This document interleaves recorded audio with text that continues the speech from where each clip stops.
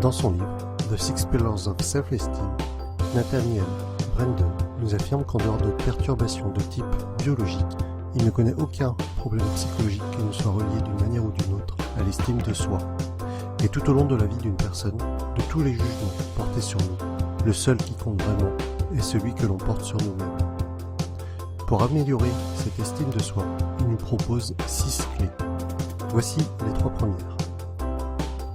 Il y a quelques années, j'étais accro aux jeux vidéo. J'y passais des heures et des heures dès que je rentrais le soir du travail. Mon rythme quotidien était métro, boulot, jeux vidéo et dodo. Je me laissais porter par ce rythme malsain, peu valorisant, que je qualifierais même d'abrutissant pendant plusieurs mois, plusieurs années même. Dans ce type de situation, je subissais clairement les événements et n'avais aucun contrôle sur ma vie. Aujourd'hui, j'ai complètement changé. Mon objectif est de profiter de chaque moment à fond. Priorité à la vie de famille, aux amis. Priorité à me développer personnellement et à mes objectifs à long terme. Je maîtrise mon quotidien en me levant tôt et en faisant à mon réveil les choses importantes pour devenir quelqu'un de meilleur chaque jour. J'ai mis en place des règles pour limiter les aléas de la vie. Et ça rentre en parfait accord avec la première clé de l'estime de soi, qui est la pratique de vivre consciemment. Hommes ou femmes, nous avons tous nos défauts physiques. On a plus ou moins de mal, parfois, à se focaliser sur autre chose. Les complexes tournent, pour certains, à une véritable obsession. Certains se trouvent trop petits ou trop grands, ou alors se plaignent d'avoir les oreilles trop écartées ou je ne sais quoi encore. Certaines femmes vont être obnubilées par leurs hanches, d'autres leur poitrine, ou encore des choses aussi invisibles et insignifiantes, de mon point de vue, que l'écartement entre leurs cuisses ou des trucs du genre. Le problème est que s'apitoyer sur son sort, se battre contre des choses que nous ne contrôlons pas, est peine perdue. Être dans une relation conflictuelle avec soi-même est extrêmement malsain.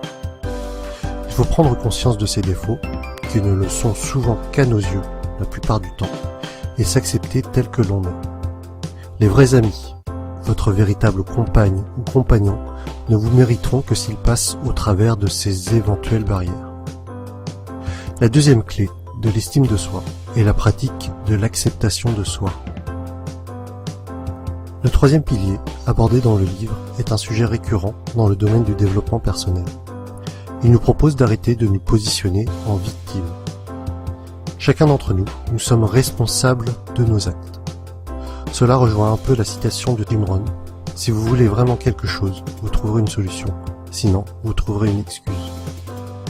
Si vous vous trouvez un peu trop enveloppé, il faut arrêter de se trouver de faux prétextes.